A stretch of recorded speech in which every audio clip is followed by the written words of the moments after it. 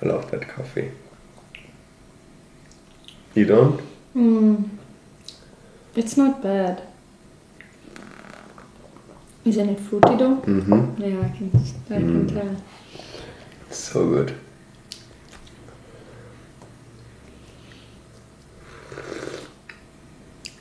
I have a hair in my... Yours. You have long hairs now. It's not long. Show me.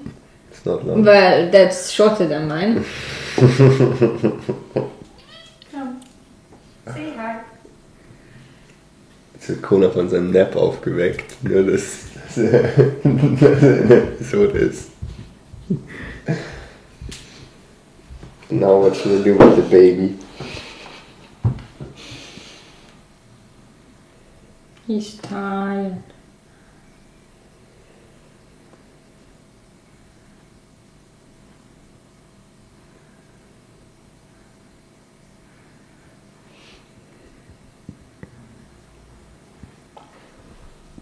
Oh, okay. Okay. Had enough. Food. So, da sind wir wieder.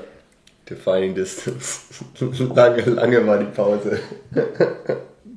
Bonus Episode oder Episoden. Und zwar ist diese Episode mehr oder weniger ein Update. Was ist passiert seit Rot oder was passiert jetzt in den nächsten Wochen vor allem. Und dann die nächste Episode und dann wahrscheinlich wirklich die letzte Episode für dieses Jahr wird dann mein geplantes Rennen sein. Race-Video vom Ironman Switzerland, den ich starten werde jetzt in 2,5 Wochen genau. Und ja, habe eigentlich direkt in der Race Week nach Rot entschieden, dass ich dort starten will. Ich meine, die Optionen waren gering. Ich hatte es in der letzten Episode auch schon angesprochen. Man wollte halt auch nicht irgendwie irgendein Ironman in Amerika oder so machen. Und ja, Ironman Switzerland ist halt eben auch das erste Rennen, was dann schon für die Qualifikation für Kona 2026 gilt. Das heißt, Road to Kona startet jetzt. Road to Kona 2026. Jana ist begeistert. Yay. Ja, die Recovery nach Rot lief eigentlich recht gut. Ich finde gerade so, die 1-2 Wochen danach habe ich mich überraschend gut gefühlt. So direkt nach der Langdistanz. Bin relativ schnell wieder ins Training normal eingestiegen. Aber wahrscheinlich auch ein bisschen zu schnell, weil es kam dann so ein bisschen verzögert. Also letzte Woche hatte ich gerade so, das war halt dann eben so 3 Wochen nach Rot, dass ich quasi eine Woche wirklich irgendwie richtig müde war. Das Wetter hat auch nicht wirklich geholfen und habe dann auch mal ein paar Einheiten geskippt. Aber jetzt läuft es auf jeden Fall wieder. Jetzt sind es nochmal 2 gute Trainingswochen im Hinblick auf Ironman Switzerland. Auf dem Weg dorthin werde ich auch noch den Allgäu-Triathlon mitmachen. Ich habe Bock auf jeden Fall auf nochmal eine Langdistanz. Bin mal gespannt, wie die zweite wird. Ob es so viel Spaß macht wie die erste, ob ich dann danach doch sage, ich mach's doch nicht.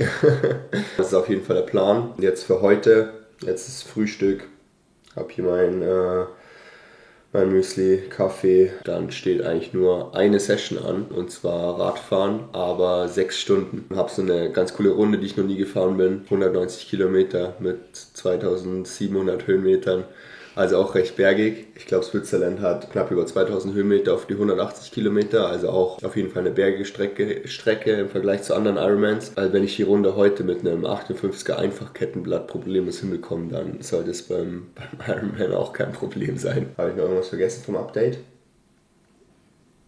Nee. oder? Nee.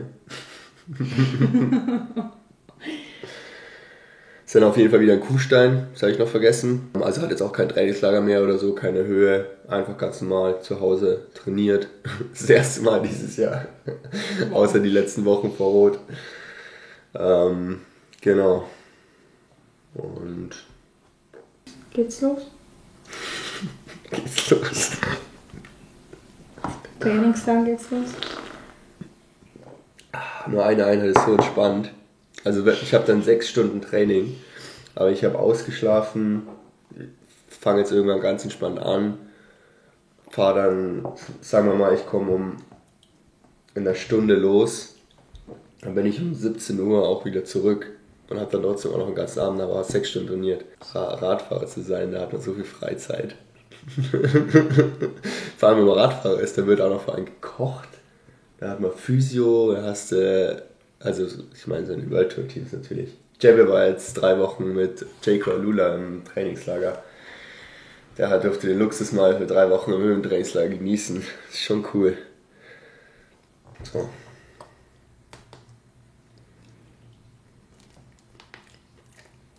Usually you also have a cook. So you have nothing to complain about. I've been through the fire just like it's 3rd degree. If you want to smoke, it's nothing, just say the word to me. Not a lot that can burden me. Cause I've been at it for years, just moving fervently, operating like surgery. Travel long roads, I paid tolls and still grind. Made it out of storms of heavy rain, I still shine. Still climb. From out of the trench, yeah, I will rise. Made it far, but yet to be finished right in the real time. I go the distance, I'm So, holding the golden ticket. ready to go. Jetzt ist es 11, also ganz entspannter Morgen. Nutrition am Start. 60 Gramm pro Flasche hier. 3 von diesen Koffeingels und noch 3 von diesen Kakao Crunch Riegeln.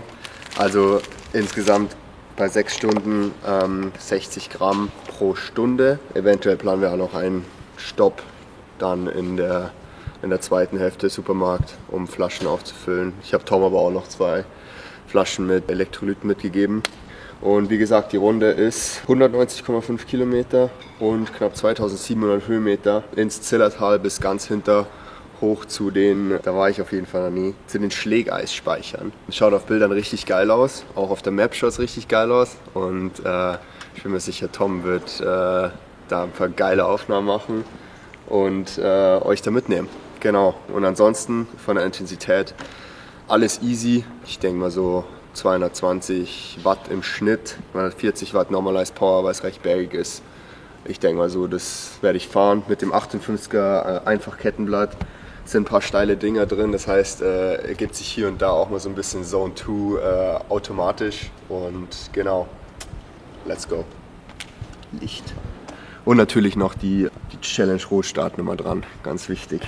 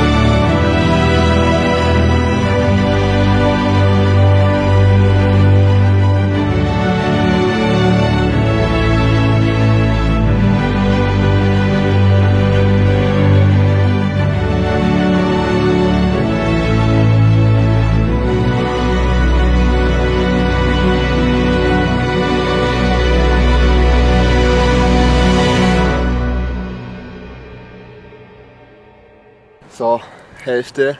Jetzt sind wir quasi fast 100 Kilometer in eine Richtung gefahren, jetzt müssen wir halt alles wieder zurück. Aber dafür auch schon 2300 Höhenmeter, also auf dem Rückweg quasi nur noch 400 und das meiste bergab. Wir sind hier auf 1800 Meter Höhe. Für die Aussicht hat es sich auf jeden Fall gelohnt, hier die letzte Stunde bergauf mit einigen echt steilen Stücken. War schon am Limit mit dem 58er Kettenblatt, aber es ging gerade noch so. Ich würde sagen, so bis 10% ist gar kein Problem. 10 bis 12% ist noch so, also muss man hart fahren, aber ist noch im Rahmen. Und über 12% ist dann fast kein Radfahren mehr. Aber das ist hoffentlich nicht. Zumindest wenn es halt für ein längeres Stück ist, dann wird schon echt zäh. Man muss hier so mit der 30er Trittfrequenz rumgrinden. Ich habe jetzt hier genau 100 Kilometer, 3 Stunden 49. Ja, ich denke Rückweg. Wir fahren auch ein bisschen direkteren Weg zurück, also 90 Kilometer. Mal schauen, ob wir sie in unter 2 Stunden 11 schaffen, dass quasi 6 Stunden 0 sind. Aber könnte hinkommen eigentlich mit den ganzen bergab. Und 235 Watt bis jetzt im Schnitt. Natürlich jetzt auch mit dem meisten bergauf 265 Watt Normalized Power, 131 Durchschnittsherzfrequenz. Ist auch echt perfekt heute von der Temperatur für so einen Long Ride. Ist nicht zu warm, aber gutes Wetter. So ein bisschen hier die Aussicht genießen und dann geht's wieder bergab. Jetzt habe ich das mit dem Kettenblatt geschafft. Ich glaube, so im Wettkampf ist das sowieso nochmal anders.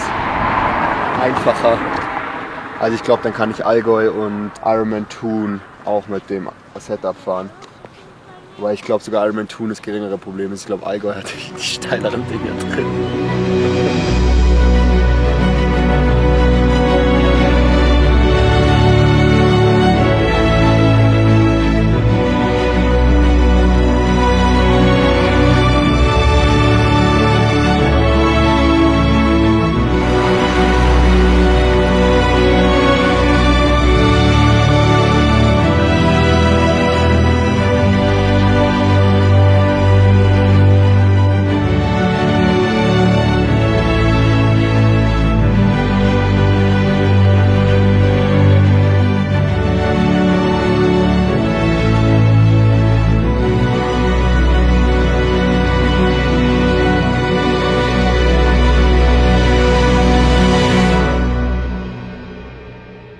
So, zurück vom Long Ride. Ich war so schnell zurück, Tom hat mich nicht mehr eingeholt und keine Aufnahmen mehr vom Rückweg gemacht. Aber ist auch nicht schlimm, war auch nicht mehr so spektakulär. Hab's nicht ganz unter 6 Stunden geschafft. 6 Stunden, 5 Minuten, 190,6 Kilometer, 2854 Höhenmeter, 220 Watt im Schnitt. Genau wie ausgerechnet vorher. Ein Normal Body. Normales Power war aber ein bisschen höher, 249 Watt. Da hatte ich 240 Watt vorher gesagt. Nee, war auf jeden Fall ein guter Long Ride, habe mich gut gefühlt. Vor allem ist es für mich immer ein gutes Zeichen, wenn ich mich bei so Long Rides so jenseits von 4 Stunden, also quasi dann Stunde 5 und Stunde 6 noch sehr gut fühle. Hatte nicht das Gefühl, dass ich leer war, habe genug getrunken, konnte da auch noch entspannt die 220, 230 Watt fahren. Puls ist auch nicht abgedriftet. Ich meine, das Wetter hat auf jeden Fall geholfen heute, dass nicht so heiß war. Auf jeden Fall immer ein gutes Zeichen für eine gute Fitness. Also ist, glaube ich, noch ausreichend Fitness da dann für Ironman Switzerland in 2,5 Wochen. Wie gesagt, es wird nochmal gut trainiert. Gestern hatte ich auch nochmal einen richtig guten Tag. Dementsprechend war ich eigentlich überrascht, wie gut die Beine heute noch waren. Weil da war ich hart schwimmen, hart Radfahren und noch harter Koppellauf auch. Das war ein guter Tag. Aber ja, dementsprechend heute mit der einen Einheit 6 Stunden, das war eigentlich wie ein Ruhetag. Ich konnte ausschlafen, musste nicht schwimmen, musste nicht laufen, hatte nur eine Einheit. War früh fertig, wie ein Ruhetag. Eigentlich besser als ein Ruhetag. Aber Ruhetag musste schwimmen, musste ins Gym. Das ist viel zu stressig und da gibt es immer so viel anderes Zeug, was man noch tun muss. Ja, das war es eigentlich auch schon wieder mit dem Video. Mal was Kleineres, nur eine Einheit, eher mehr oder weniger. Wie gesagt, nur ein Update-Video, das jetzt doch noch ein Ironman ansteht und noch der Allgäu-Triathlon davor, also quasi mein aktualisierter Rennkalender. Dann gibt es natürlich noch ein fettes Video zum Abschluss, dann vom Ironman Switzerland. Vielen Dank für euren Support. Danke übrigens an alle fürs Feedback, für das Challenge Rot Video und allgemein für die Defining Distance Serie. Das war auch jetzt gerade nach dem finalen Part 1 in Rot war natürlich das Feedback da extrem. Wir arbeiten schon am Online-Shop, bevor da wieder die Kommentare kommen. Dauert schon noch ein bisschen, aber genau, das Projekt haben wir jetzt so mal in die Wege geleitet. Das war's dann, glaube ich. Und dann sehe ich bestimmt einige von euch im Allgäu, dann vielleicht auch in Thun. Wenn euch das Video gefallen hat, lasst ein Like da, Kommentar, abonniert den Kanal. Ja, ansonsten danke fürs Zuschauen. Tschüss.